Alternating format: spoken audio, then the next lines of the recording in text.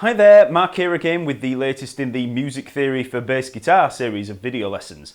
Remember, if you go on over to my Talking Bass video YouTube channel, you'll find loads more bass lessons on all areas of playing, as well as the other lessons in this theory series.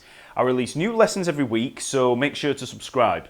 You can also find all of these lessons along with all the downloadable lesson material and backing tracks over at talkingbass.net. So let's have a look at suspended chords. Now, suspended chords sound just like the name suggests. They have the sound of a suspended tension and they want to resolve. Now, this is because suspensions replace the third of the chord with the fourth. And the fourth interval from the root always has a lot of tension, and we naturally feel this drive back towards the third.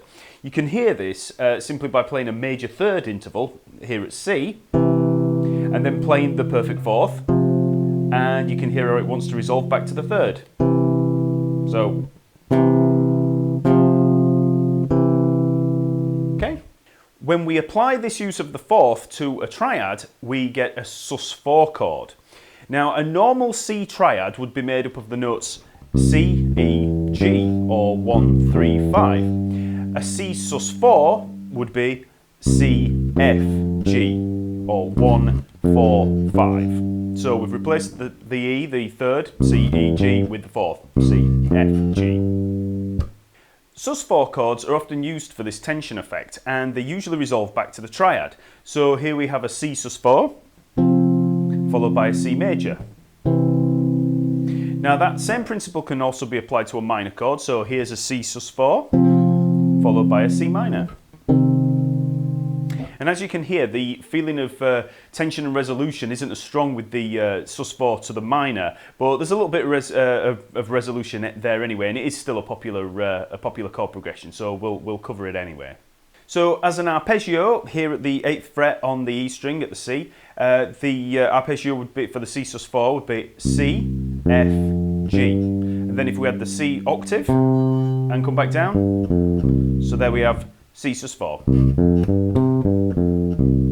Okay, so let's try a small practice exercise repeating a C sus4 to a C major triad, all in arpeggio form, starting here at the 8th fret on the E string.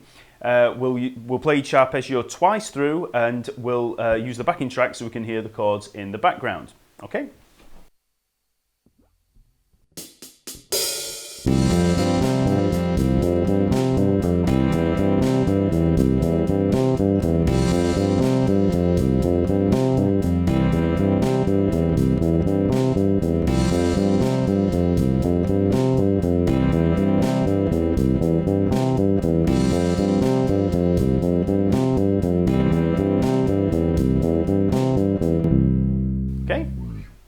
This principle can also be applied to 7th chords. The most common of these is the suspended dominant 7 chord, or 7 sus4, which is also abbreviated to 7 sus.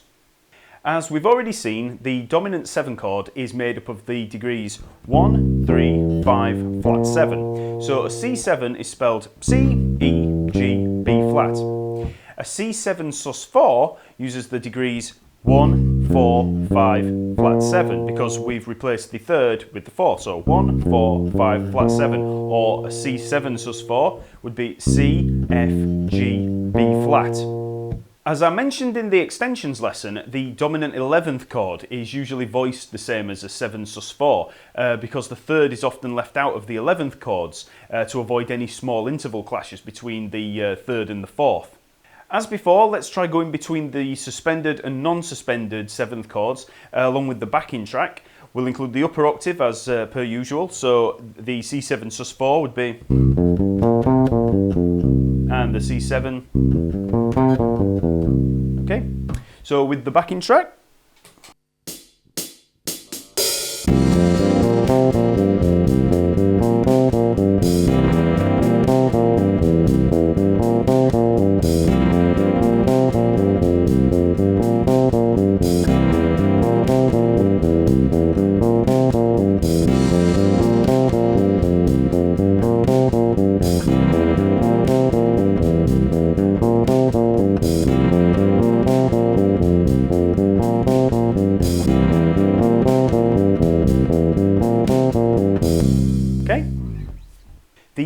major 7 sus4 is an uncommon chord, but it is theoretically possible and would follow the same principle. So a C major 7 sus4 would be spelled C, F, G, B, and then the upper octave. So we have the C major 7, we just replace the E with the F. And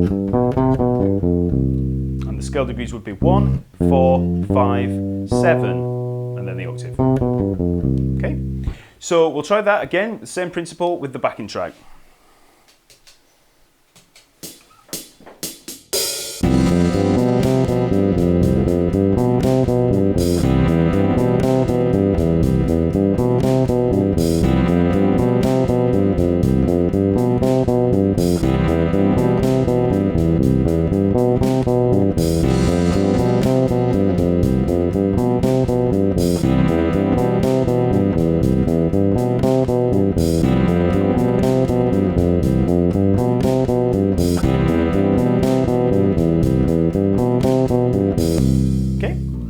So this principle can be applied to any extension. Just shift the third to the fourth and you have a suspension. So this would apply to chords like a C9 sus4 or a C13 sus4. Now there's also another type of suspension that's less common, but it does appear from time to time, and that's the sus2 chord. Now this has less tension than a sus4, but it does follow the same construction guidelines. We simply shift the third down to the second instead of up to the fourth. So a C sus2 chord is spelled C, D, G, as opposed to the C major triad, which is C, E, G, or the C sus4, which is C, F, G. So the scale degree build of it is 1, 2, 5, as opposed to 1, 3, 5 for the major arpeggio, or 1, 4, 5 for the sus4. And as a chord, it sounds like this. And as an arpeggio, so. This chord is often used for its own individual sound instead of as a suspension, and people like Frank Zappa use it a hell of a lot, and it's really popular with guitarists because of how the chord falls really naturally under the fingers on a guitar. One major advantage to using the sus2 is its modal ambiguity. C major and minor triads imply a certain modality and tonality because of the presence of the third. This means that you've got to melodically work with certain scales because it's either going to have a major or a minor third. The sus2 doesn't have a third, so you're free to use various scales or melodic material with either a major or a minor third. So it gives you a wider range of, or a freedom in your melody. This sus2 arpeggio can be a little bit tricky to get under your fingers because of all the fourths between the second, the fifth and the octave.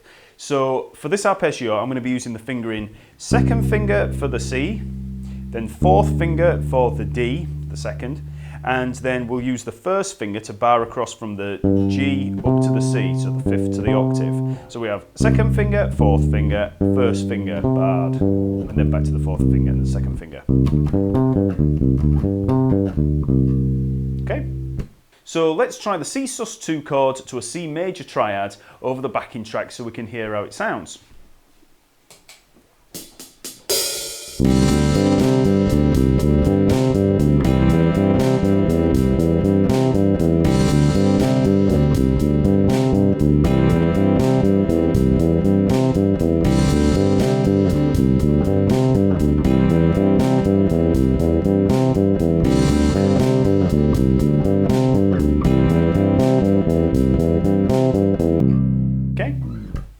It's also worth mentioning that this chord can also be just abbreviated to a 2 chord. So the C sus2 can also be written as C2.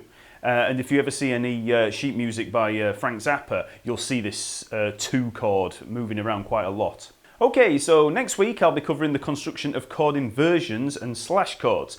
So make sure to visit talkingbass.net where you can download the lesson material, and if you subscribe you can also download the handy scale reference manual for free. So check that out.